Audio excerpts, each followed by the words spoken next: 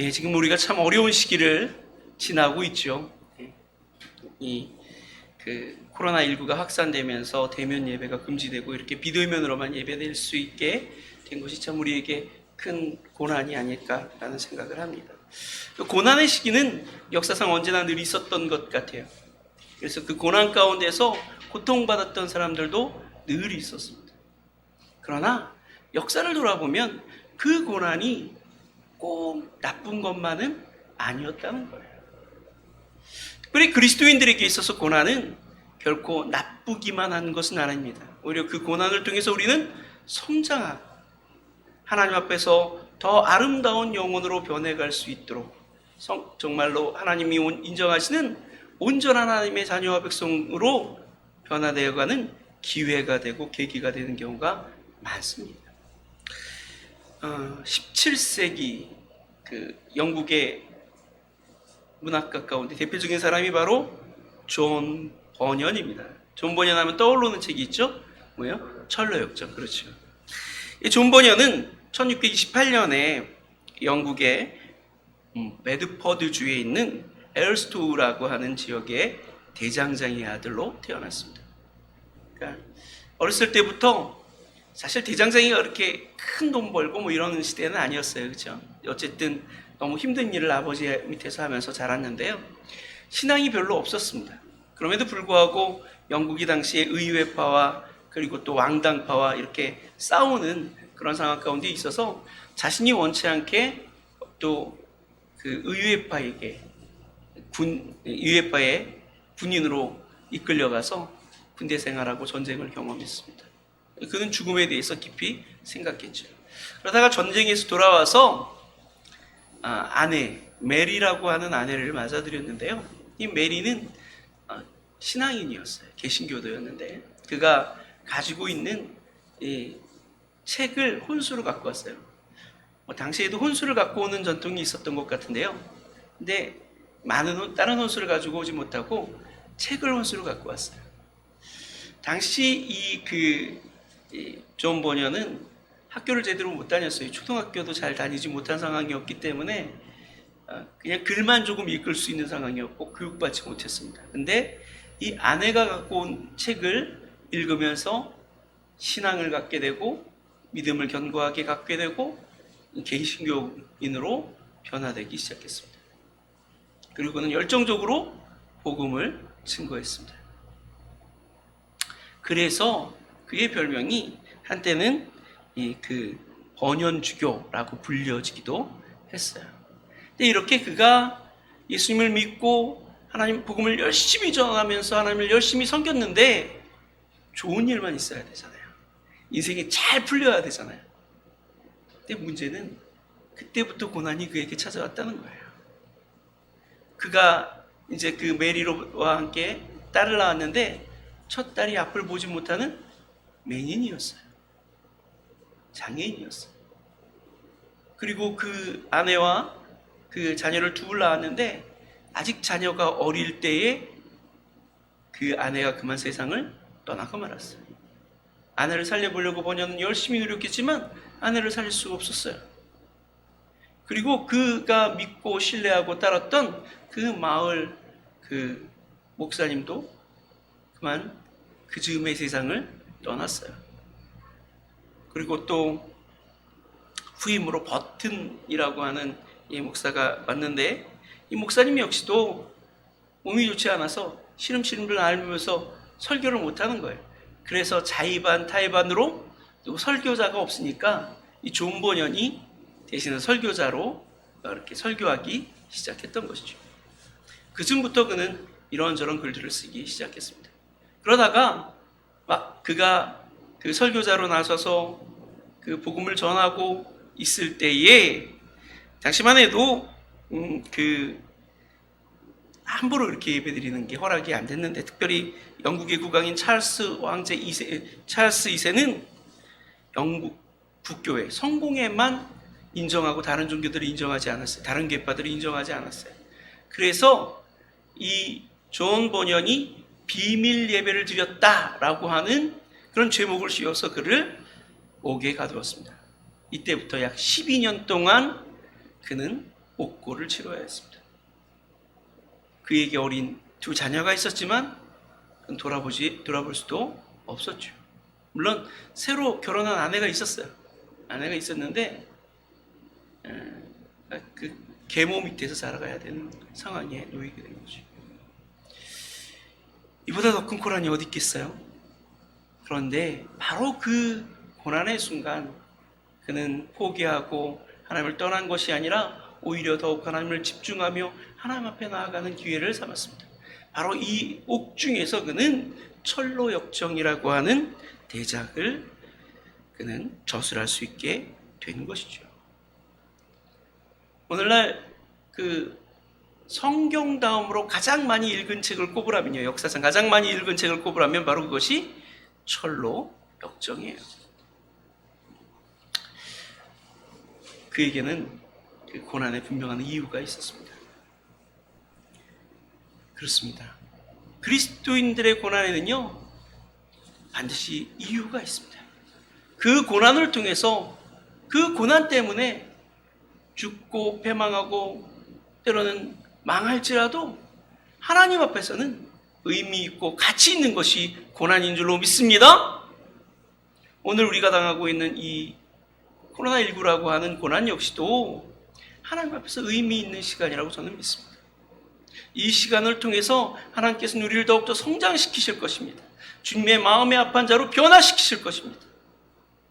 근데 문제는 이 고난의 때를 이겨내기가 너무 어렵다는 거예요. 고난이 지나고 나면 짧은데 이런 때도 있었지 이렇게 말할 수 있지만 고난을 경험하는 동안에는 그 고난의 순간이 너무나도 힘겹고 어려워서 너무나도 길게만 느껴진다는 것이죠. 그래서 우리에게는 고난을 이겨내는 지혜가 필요합니다. 어떻게 하면 이 길고 험준한 고난의 시간을 좀 쉽게, 아니 오히려 즐겁고 기쁘게 극복할 수 있을까요? 이겨낼 수 있을까요? 오늘 본문을 통해서 그 해답을 찾아보려고 합니다. 과연 우리는 어떻게 고난을 이겨낼 수 있는가? 우리에게 당한 이 고난을 어떻게 하면 우리가 지혜롭게 잘 이겨내서 마침내 하나님께서 우리에게 예비하시고 약속하신 그 은혜의 시간에, 그 축복의 시간에 다다를 수 있게 될 것인가? 여기에 대해서 함께 생각해보는 시간을 갖겠습니다. 첫 번째로 우리가 고난을 이겨내기 위해서 가져야 될 마음은 고난에는 반드시 끝이 있다는 사실을 믿어야 합니다. 고난의 시간에는 반드시 끝이 있다는 사실, 고난은 반드시 지나간다는 사실을 믿어야 합니다. 여러분, 고난이 지속되는 동안은요, 끝날 것 같지 않아요. 영원히 지속될 것 같아요. 그래서 많은 사람들이 어떻게 합니까? 절망해요. 낙심하고 낙담하며 포기합니다. 인생을 막 살게 되고 죽고 싶다고 말하고 최선의 삶을 살지 못하는 거예요. 그러나 그 순간에 우리가 믿어야 될 것은 고난은 반드시 끝이 있다. 반드시 우리가 당하고 있는 이 고난은 끝날 때가 온다는 사실을 믿어야 합니다. 고난 당할 때 그 고난이 영원히 지속할 것 같고 끝나지 않을 것 같지만 반드시 끝난다는 사실을 믿고 살아가야 돼요. 그래야 그 고난을 이겨낼 수 있고 고난 가운데서도 소망을 볼 수 있게 되는 줄로 믿습니다. 제가 군대 갔다 왔잖아요. 여기 군대 남자분들이 다 군대를 갔다 온 건 아니지만 군대 갔다 오신 분들은 느끼실 거예요. 저 때는 이제 3년을 갔다 왔는데요.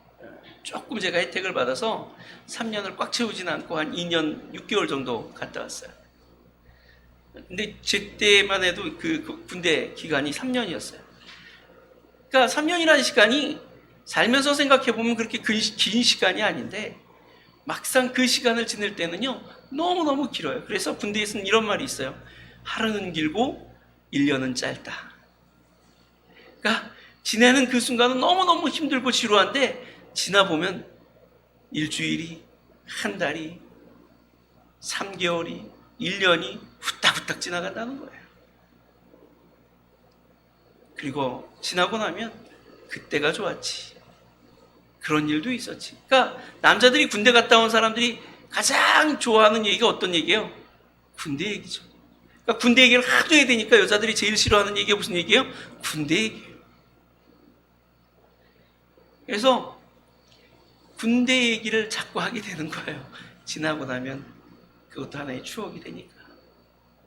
제가 그 1사단에 나왔는데 그 306보 통제를 통해서 1사단은 이제 사당 신병교육대가 따로 있어요. 그래서 그 사단 신병교육대에 딱 입소를 하는데 그 위병소에서 이제 그때만 해도 60 트럭이라는 게 있어요. 요즘 차량들이 많이 바뀌었는지 모르겠는데 60mm 포를 싣는 제 차가 60 트럭이에요. 그 뒤에 그 짐칸에 병사들이 딱 양옆으로 앉아서 싹 위병소를 지나갑니다. 근데 들어가면 이제 인원 확인을 해야 되잖아요. 차를 세우고 거기서 병장 하나가 나오더니 이 뒤에 칸에 짐칸을 들여다보고는 딱 번호 딱 그러는 거예요. 그러니까 이쪽부터 하나 둘 셋 넷 쭉 세잖아요. 딱 끝난 다음에 이상 끝 그러니까 하는 말이 야 요즘도 신병 뽑냐? 그러면서 야 내가 너희 일 같으면 자살하겠다 딱 그러고는 내려가는 거예요. 그 말을 듣는 순간 얼마나 정말 절망적이고 낙심이 되든지 야 2, 3년 어떻게 지내나 이런 생각 들더라고요. 실제로 신병 때 자살하는 사람들이 참 많아요.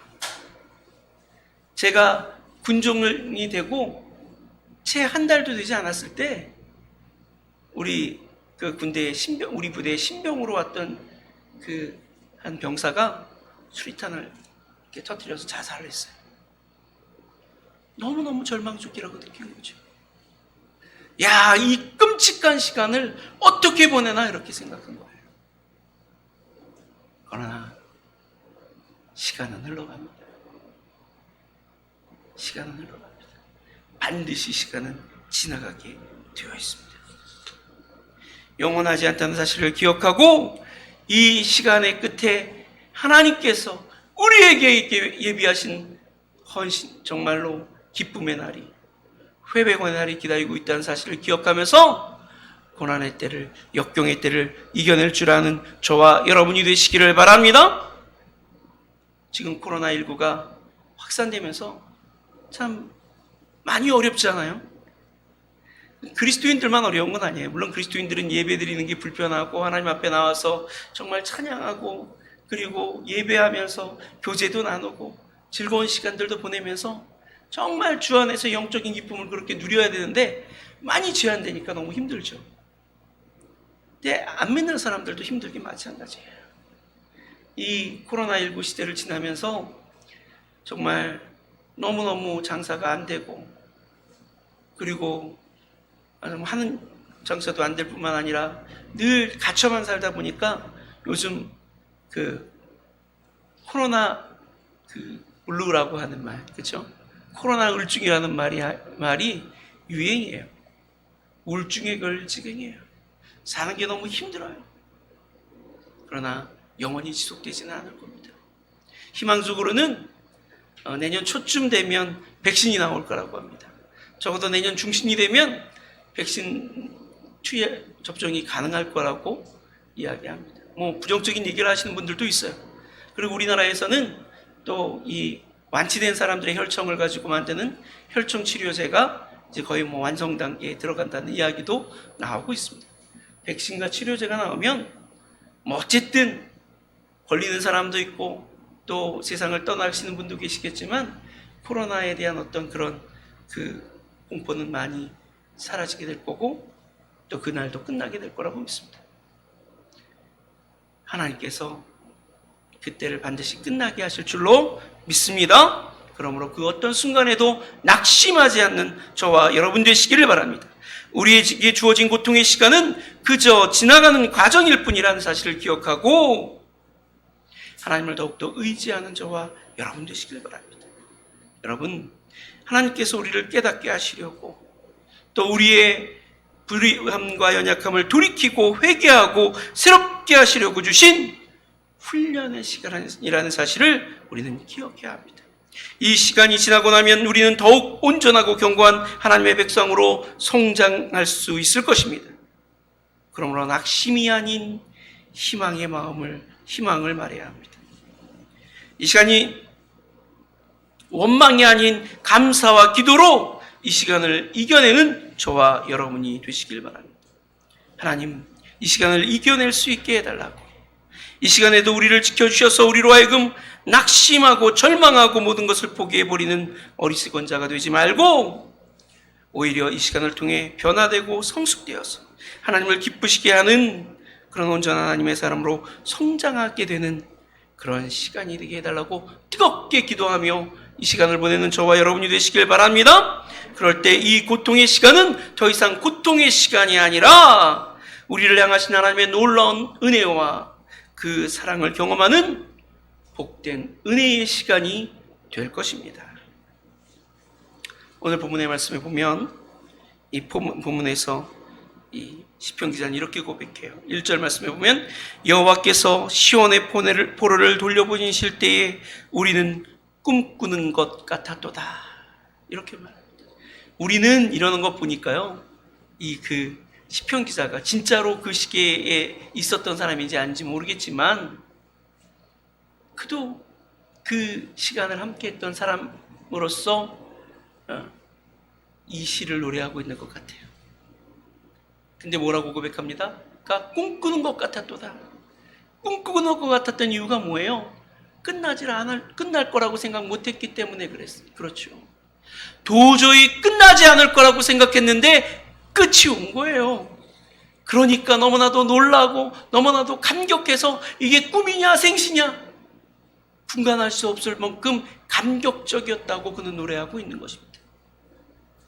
끝나지 않을 것 같지만 끝나는 거예요. 그 끝나는 순간에 우리는 이렇게 노래할 것입니다. 여호와께서 우리를 회복시키실 때에 우리는 꿈꾸는 것 같았도다. 그 끝나는 날을 준비하며 오늘을 사는 저와 여러분이 되시기를 주님의 이름으로 간절히 축원합니다. 두 번째로 이 고난을 이겨내기 위해서 우리에게 필요한 것은 소망을 바라보는 거예요. 소망을 바라야 하는 거예요. 결국 우리가 낙심하고 낙담하고 포기하는 가장 기본적인 이유가 뭐예요? 소망을 보지 못하기 때문이죠. 이 고난 끝에 기다리고 있는 하나님께서 예비하신 그 놀라운 은혜의 순간을, 그 복되고 은혜롭고 행복한 순간을 바라보지 못하기 때문에 절망하고 낙담하고 낙심하는 거예요. 그러나 분명한 사실은 이 고난의 때가 끝나면 하나님이 예비하신 은혜의 날이 우리를 기다리고 있다는 사실을 믿고 기대하며 살아가는 저와 여러분 되시길 바랍니다. 오늘 시편 기자는 5절과 6절에서 이렇게 말합니다. 눈물을 흘리며 씨를 뿌리는 자는 기쁨으로 거두리로다.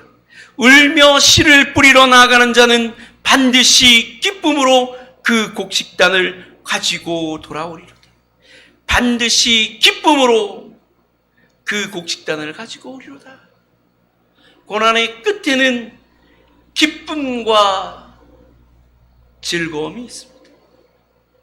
고난이 우리에게 맺혀주는 그 열매가 있다는 사실을 기억하고 그 소망의 날을 바라보며 살아가는 저와 여러분 되시길 바랍니다. 하나님께서 우리에게 고난을 주실 때는요, 그냥 우리를 망하게 하시려고, 우리를 고통스럽게 하시려고 고난 주시는 게 아니에요. 우리가 비록 범죄에서 고난을 당하고 범죄에서 하나님 앞에 징계를 받을지라도 그 징계를 주시고 고난을 주시는 이유는 축복이고 회복이고 은혜인 줄로 믿으시기를 바랍니다. 하나님께서 가데스 바네아에서 범죄한 이스라엘 백성들을 40년 동안 광야에서 유리하며 방황하게 만드셨어요. 범죄한 20대 이상의 남자 여자뿐만 아니라 20세가 되지 않은 그 어린 자녀들도, 가나안 땅에 들어가게 될 그 어린 자녀들도 똑같이 그 고난을 당하게 하셨어요. 왜 그럴까요? 왜 고난당하게 하신 걸까요? 그들로 하여금 하나님만 바라보고 하나님만 섬기며 하나님만 의지하는 온전한 하나님의 백성 되게 하시기 위함이온 줄로 믿으시길 바랍니다. 그들이 가나안 땅에 들어가서 저주받지 않고 축복받는 백성 되게 하시기 위함이었음을 믿으시길 바랍니다.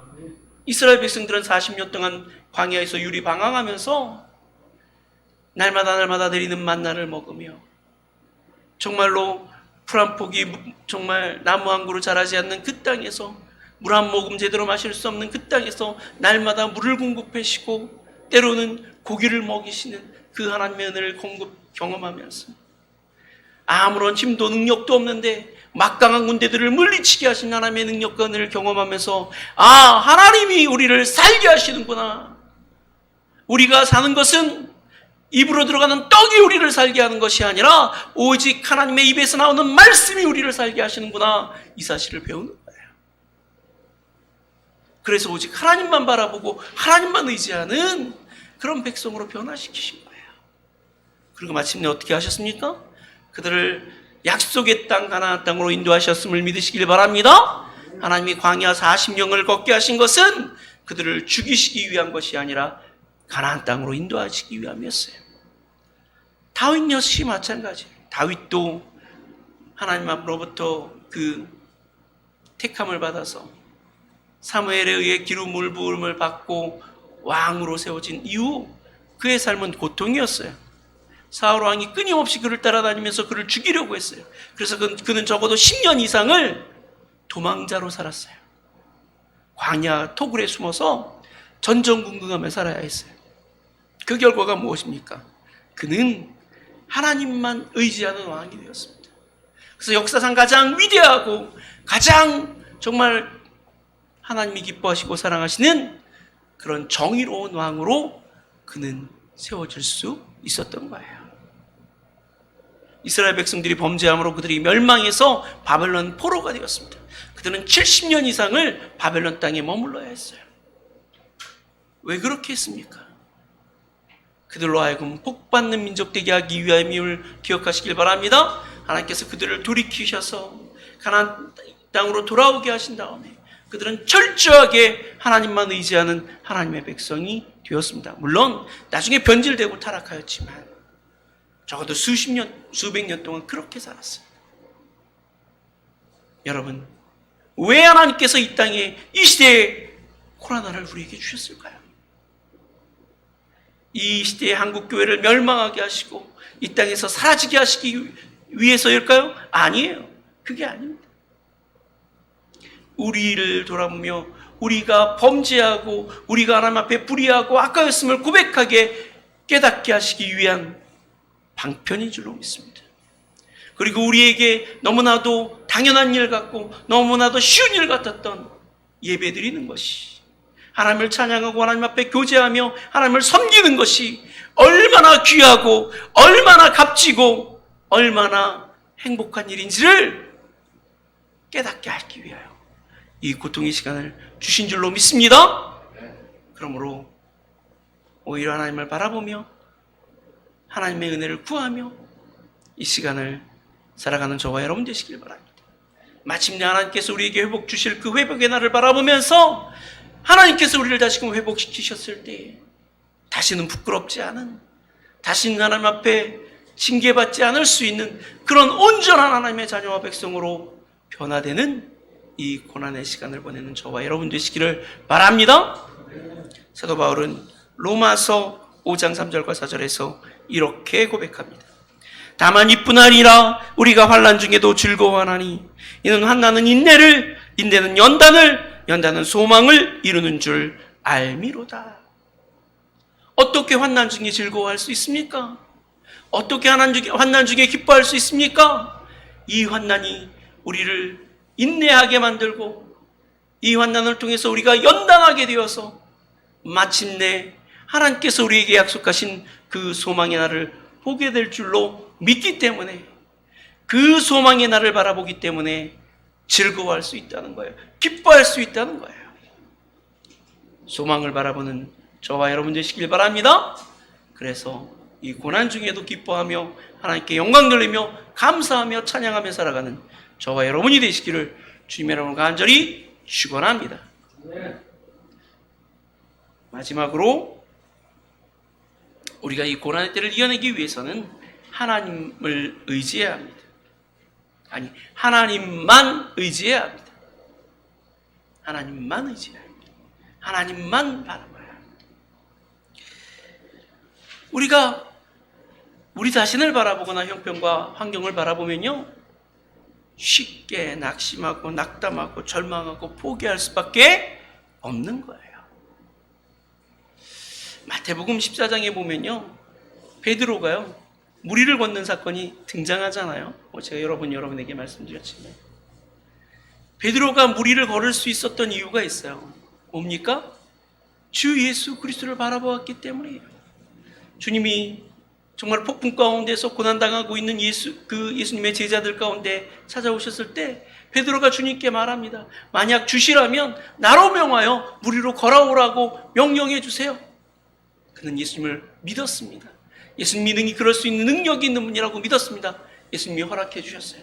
건너오라고 말씀해 주셨어요. 그는 그 예수님을 바라보며 그 믿음 가지고 무리로 뛰어들죠. 그리고 예수님을 바라보며 걸어갑니다. 그런데 걸어가는 동안 큰 바람이 그를 탁 치는 거예요. 그때 그 성경에 보면 그가 바람을 보고 두려워하여 물속에 빠져들어갔다라고 말합니다. 예수님이 아니라 바람을 보니까 어때요? 두려워하게 되니까 절망하게 되고 믿음 잃어버리고 깊은 물속으로 빠져드는 것이죠. 예수님이 물론 달려와서 그의 손을 붙들고 믿음이 없는 자여 어찌하여 의심하였느냐 라고 책망하시죠. 여러분, 주님을 바라보지 못하면, 하나님이 우리 곁에서 우리를 도우시며 우리와 함께 하신다는 사실을 기억하지 못하면 결국 두려움에 떨게 되고 믿음을 잃게 되고 절망하며 낙심하게 된다는 사실을 기억하시길 바랍니다. 그러므로 우리가 고통 중에 있을 때, 고난 중에 있을 때 주님 바라봐야 됩니다. 주님은 결코 고난 중에서 우리를 떠나지 않으시고 오히려 그 가운데서 우리와 함께 하시며 우리를 지켜주시고 우리를 도와주신다는 사실을 믿고 더욱 하나님을 의지할 줄 아는 저와 여러분 되시기를 바랍니다. 하나님 바라보고 하나님 의지하면 우리에게 고난의 순간이 더 이상 고난이 아니라, 역경의 순간이 더 이상 역경이 아니라 행복하고 복된 은혜의 시간이 되게 될 줄로 믿습니다. 주님 바라보는 저와 여러분 되시길 바랍니다. 여러분, 제임스 에모리 화이트라고 하는 분이 계셔요. 그분이 크리스천 모본 텍스트라고 하는 엠마오 출판사에서 출판된 책이 있어요. 그 책에 보면 이런 얘기가 나와요. 독일 나치 수용소에 수감되었던 아주 악명 높은 라벤스부르크라고 하는 수용소가 있었어요. 거기에 수감되었던 코리텐붐 여사의 이야기예요. 코리텐붐 여사가 이제 수용소에서 경험했던 하나님의 은혜, 그리고 하나님을 만나는 그 경험들을 이렇게 간증하면서 굉장히 유명한 분이 되셨잖아요. 그럼에도 불구하고 그분이 수용소를 나온 이후에 오랫동안 자신이 개인 안식처를 갖지 못했다고 합니다. 굉장히 오랫동안 그렇게 정말 여기저기 신을 떠돌면서 전전하는 삶을 살았다고 해요. 그래서 그 친구들이 그분을 위해서 캐나다에다가 미국 캘리포니아에 아름다운 집을 하나 마련해 주었다고 합니다. 그래서 그러니까 좋은 집에서, 아름다운 집에서 여생을 보낼 수 있게 된 거예요. 그의 친구가 하루는 찾아와서 그와 차를 마시며 대화를 합니다. 그러면서 그는 이렇게 이야기합니다. 코리, 너에게 이런 아름다운 처소를 허락하여 주신 걸 보니까 하나님은 정말 선하신 분이신 것 같아. 선한 분인 것 같아. 좋은 분인 것 같아. 그러니까 그때 코리텐붐 여사가 아주 단호한 어조로 이렇게 대답했다고 합니다. 내가 라벤스부르크에 있을 때에도 하나님은 여전히 선하신 분이었어. 하나님은 우리가 행복하고 우리가 즐겁고 모든 형편과 처지가 좋을 때만 선하신 분이 아니라 가장 고통스럽고 힘겨운 그 순간에도 여전히 좋으신 하나님, 선하신 분이심을 믿으시길 바랍니다. 오히려 고난의 때에, 역경의 순간에 더욱 우리에게 큰 사랑과 은혜를 베푸시는 좋으신 하나님. 그러므로 우리가 고난의 때에 주님을 바라볼 수 있다면, 주님을 의지할 수 있다면 우리는 이 고난의 때에 더 큰 하나님의 은혜와 사랑을 경험할 수 있을 것입니다. 더 많은 사랑으로 감격하며 주님께 영광 돌리는 삶을 살아갈 수 있게 될 것입니다. 여러분, 그 이지선이라고 하는 자매를 아시죠? 자동차 사고 때문에 몸에 50% 이상이 33도 이상의 화상을 경험했어요. 가슴과 얼굴 그리고 손이 다 녹아내렸습니다. 손 10개 중에서 8개를 잘라내야 되는 그런 고통을 그는 경험했습니다. 그가 근데 그 고난의 순간에 하나님을 만났어요. 그래서 그는 정말 하나님의 은혜와 사랑으로 그 모든 고통의 시간을 이겨냈어요. 그리고 힐링 캠프라고 하는 방송에 나와서 자신의 간증을, 자신의 삶을 또 많은 사람들에게 간증했죠. 그 후에 그의 오빠가 물어봤어요. 자, 지선아, 네가 이 연필을 잡고 만약에 여기다가 이 소원을 쓰면 네가 원하는 순간으로 돌아갈 수 있어. 너가 사고 나기 전으로 돌아가고 싶니? 너 돌아가지 않을래? 이렇게 물어봤다는 거예요. 그때 이수전 자매는 이렇게 고백했대요. 너 돌아가지 않을 거야. 난 지금 충분히 행복해. 왜? 그녀는 그렇게 얼굴이 망가져버리고 온몸의 육체가 그렇게 타버렸는데도 행복할 수 있을까요? 하나님이 그녀와 함께 하셨기 때문인 줄로 믿습니다. 지금 하나님이 우리와 함께 하십니다. 코로나19로 말미암아 고통받는 이 순간에도 하나님은 우리를 버리지 않으시고 우리를 떠나지 않으시고 우리와 함께 하십니다. 이 사실을 믿는 저와 여러분 되시길 바랍니다. 그 하나님께서 우리를 도우실 것이고 우리를 지키실 것이고 우리를 안전한 길로 인도해 주실 거예요. 그러므로 두려워하지 않는 저와 여러분 되시길 바랍니다. 그 주님 바라보고 주님 의지하며 우리에게 당한 이 고난의 순간을 이겨내므로 마침내 하나님께 영광 돌리며 주님이 베푸신 그 은혜를 찬양할 수 있는 저와 여러분이 되시기를 주님의 이름으로 간절히 축원합니다. 이 시간에 다 같이 기도합시다. 기도할 때